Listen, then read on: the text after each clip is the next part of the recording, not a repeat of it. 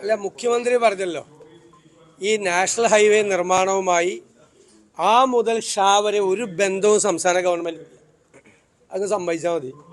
ഒരു ബന്ധമില്ല. ഇപ്പൊ സമ്മതിച്ചില്ല. ആ മുതൽ ഷാ വരെ ഒരു ബന്ധമില്ല. എല്ലാം കേന്ദ്ര ഗവൺമെന്റ് ചെയ്യുന്നതാണെന്നോ.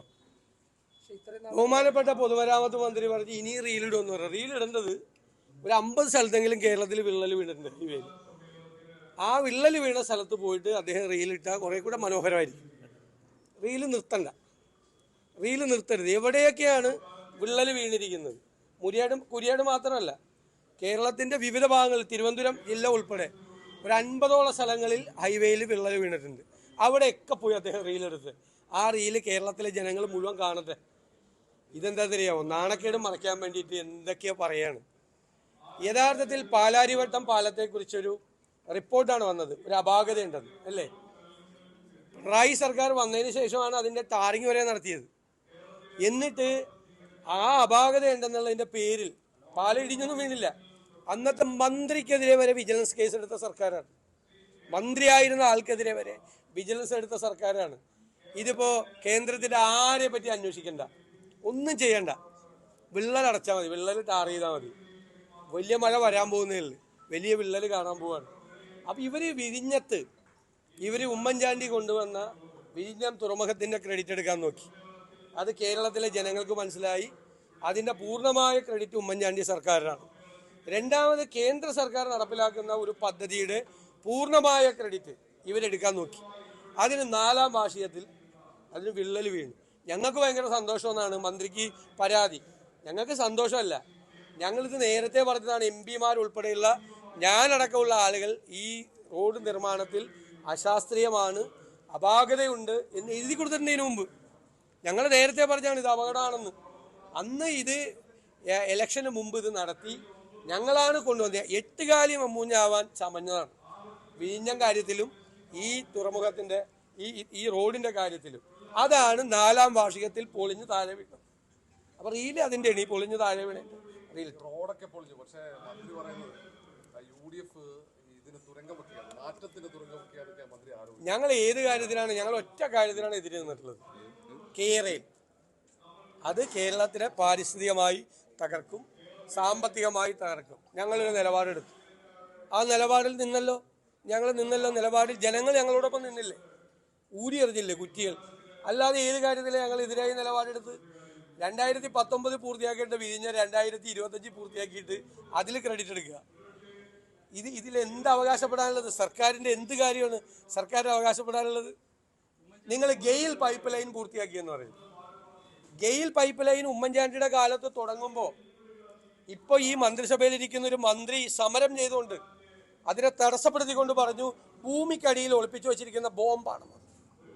ഗെയിൽ പൈപ്പ് ലൈൻ ഭൂമിക്കടിയിൽ ഒളിപ്പിച്ചു വെച്ചിരിക്കുന്ന ബോംബാണ്.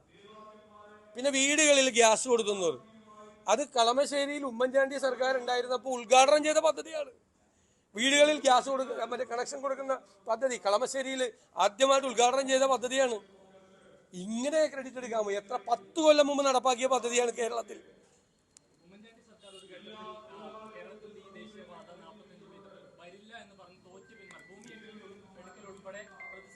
ഭൂമി ഏറ്റെടുക്കൽ പറഞ്ഞു. നല്ല ചോദ്യമാണ്. ഭൂമി ഏറ്റെടുക്കൽ കേരളത്തിൽ പ്രതിസന്ധിയിലായിരുന്നു. ഭൂമി ഏറ്റെടുത്ത് കൊടുത്തിരുന്നെങ്കിൽ 10 കൊല്ലം മുമ്പ് UPA ഗവൺമെന്റ് ഇത് പണിത് തന്നേനെ. എന്താണ് ഭൂമി ഏറ്റെടുക്കാൻ തടസ്സമായിരുന്നത്? തുച്ഛമായ വിലയാണ് ഭൂമിക്ക് ഉണ്ടായിരുന്നത്, തുച്ഛമായ വില. എൻ്റെ നിയോജക മണ്ഡലത്തിൽ 23,000 രൂപയാണ് ഒരു സെന്റിന് കൊടുത്തത്. 10 സെന്റ് പോയാൽ 2,30,000. ഇൻകം ടാക്സ് കൊടുത്തു കഴിഞ്ഞാൽ 2 ലക്ഷത്തിൽ താഴെ. 10 സെന്റ് പോകണവന് 1 സെന്റ് കിട്ടില്ലായിരുന്നു. UPA government right to fair compensation act കൊണ്ടുവന്നു. ആദ്യം അതിൽ ഹൈവേ ഉണ്ടായിരുന്നില്ല, രണ്ടാമത് ഹൈവേ വന്നു. ആ ഹൈവേ വന്നതിന് ശേഷം അന്ന് 23,000 കിട്ടിയ സ്ഥലത്ത് ഇപ്പോൾ 10 ലക്ഷം രൂപ കിട്ടിയത്. ഇപ്പൊ ആളുകൾ ചോദിക്കുന്നത് ഞങ്ങളുടെ സ്ഥലം എടുക്കണമെന്ന് ചോദിക്കുന്നത്. അതുകൊണ്ടാണ് സ്ഥലം എടുക്കാൻ പറ്റുന്നത്. ഇപ്പോൾ അതാണ് മാറ്റം. ആ UPA ഗവൺമെന്റ് കൊണ്ടുവന്ന right to fair compensation act ഇല്ലെങ്കിൽ ഇപ്പോഴും കേരളത്തിൽ സ്ഥലം എടുക്കാൻ പറ്റില്ല.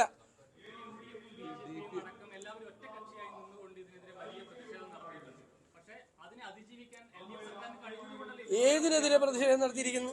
ഏത് കാര്യത്തിനെതിരെ? ഹൈവേ വരുന്നതിനെതിരെ എവിടെ പ്രതിഷേധം നടത്തിയിരിക്കുന്നത്? നിങ്ങൾ എന്താ ഈ പറയണത്? CPM ഉണ്ടായിരുന്നു പണ്ട് പ്രതിഷേധത്തിൽ സ്ഥലം എടുക്കാൻ. ഞാനും ഞങ്ങളടക്കം കോൺഗ്രസും CPM കൂടി ഒരുമിച്ച് സമരം നടത്തിയിട്ടുണ്ട് എൻ്റെ പറവൂർ. കാരണം 23,000 രൂപയ്ക്ക് ഒരു സെന്റിന് സ്ഥലം എടുക്കാൻ വന്നാൽ പറ്റില്ല എന്ന് പറഞ്ഞു, എടുക്കാൻ പറ്റില്ല എന്ന് പറഞ്ഞു. Right to fair compensation act വന്നപ്പോൾ ഞാൻ സമരസമിതിക്കാരെ വിളിച്ചു പറഞ്ഞു, നല്ല പൈസ കിട്ടും, നല്ല പൈസ, നല്ല മാന്യമായത് കിട്ടും, ഇരട്ടി പൈസ കിട്ടും. വീടിന് 1000 സ്ക്വയർ ഫീറ്റ് വീടാണെങ്കിൽ 25 കൊല്ലം മുമ്പ് പണിത വീടാണെങ്കിലും ആ ഇപ്പോഴത്തെ വില കണക്കാക്കുകയും അതിൻ്റെ 100% സൊല്യൂഷൻ കിട്ടും. ആളുകൾ ഭയങ്കര ഹാപ്പി ആയിരുന്നു ഈ സ്ഥലം ഏറ്റെടുത്തപ്പോൾ. അതിനുള്ള അന്തരീക്ഷം ഉണ്ടായത് right to fair compensation act ആണ്. അല്ലാതെ CPM ഉം BJP യും കോൺഗ്രസും ഒക്കെ സമരം നടത്തിയിട്ടുണ്ട് പണ്ട്.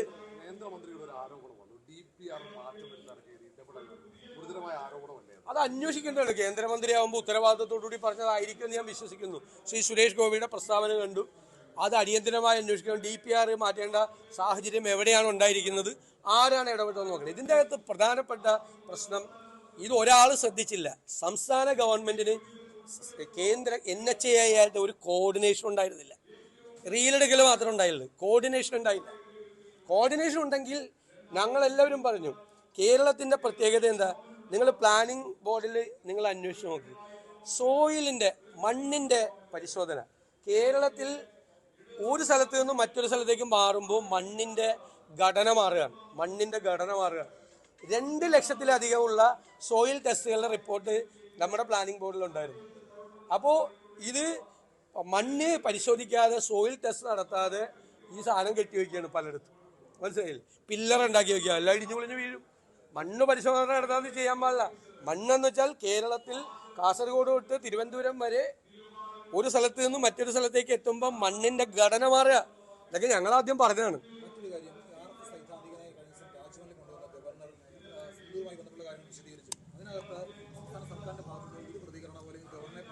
ഞാൻ ഇന്നലെ പറഞ്ഞല്ലോ, ഞങ്ങൾ അതിശക്തമായി പ്രതിഷേധിച്ചു.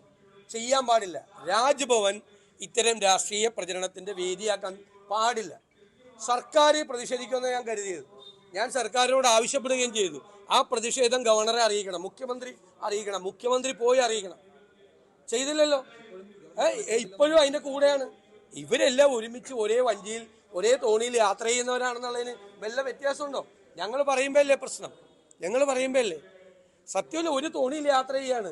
ഒരു RSS നേതാവ്, നിങ്ങളൊരു മിലിറ്ററി എക്സ്പെർട്ടിനെ കൊണ്ടുപോവാ, നിങ്ങളൊരു ഫോറിൻ അഫയേഴ്സ് എക്സ്പെർട്ടിനെ കൊണ്ടുപോവാ, എന്നിട്ട് ഓപ്പറേഷൻ സിന്ദൂരിനെ കുറിച്ച് സംസാരിച്ചോ, നമുക്ക് ആർക്കും യാതൊരു വിരോധമില്ല. കൊണ്ടുവന്നിട്ട് രാഷ്ട്രീയ പ്രസംഗമാണ്. രാജ്ഭവന്റെ പരിധിയിൽ നിന്നുകൊണ്ട് മുൻ പ്രധാനമന്ത്രിമാരെ അധിക്ഷേപിച്ച് സംസാരിച്ചു ഈ RSS നേതാവ്. മുൻ പ്രധാനമന്ത്രിമാരെ ഇന്ത്യയുടെ വളരെ മോശമായി സംസാരിച്ചു. എന്ത് അവകാശമാണ് രാജ്ഭവൻ അത്തരം രാഷ്ട്രീയ പ്രസംഗം നടത്താൻ വിട്ടുകൊടുക്കാൻ?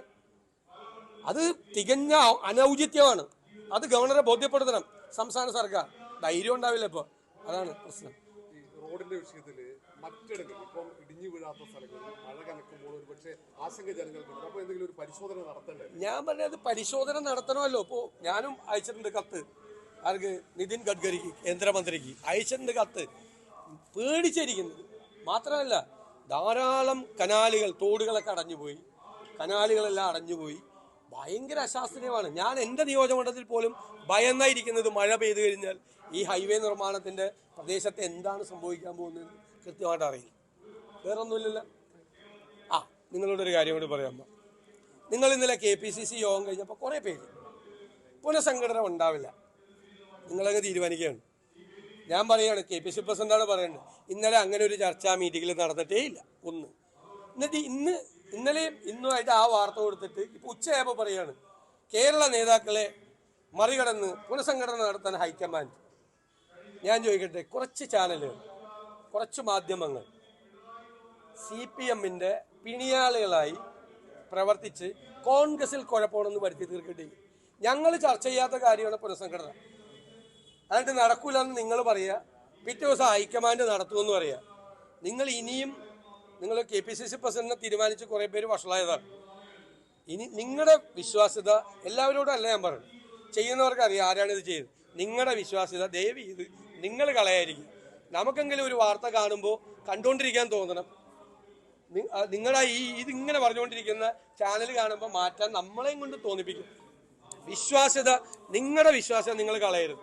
നിങ്ങൾക്ക് എന്താ കോൺഗ്രസിന്റെ പുറകെ ഇങ്ങനെ നടക്കണം? ഞാൻ ചോദിക്കാം, എന്തിനാ കോൺഗ്രസിന്റെ പുറകെ ഇങ്ങനെ നടക്കുന്നത്? ഇല്ലാത്ത കഥകൾ കോൺഗ്രസിനെ കുറിച്ച് ഉണ്ടാക്കുന്നത്. ഞങ്ങളെല്ലാം കൂടി ഇന്നലെ ഇരുന്ന് ചിരിക്കുകയായിരുന്നു വാർത്ത വന്നിട്ട്. പുനഃസംഘടന ഇല്ലാന്ന് ഇന്നലത്തെ യോഗം തീരുമാനിച്ചത്. ഇന്നലത്തെ യോഗം അതിനാണോ വിളിച്ചു കൂട്ടിയത്? ഇന്നലത്തെ യോഗത്തിൽ ആ വിഷയം ചർച്ച പോലും വന്നിട്ടില്ല.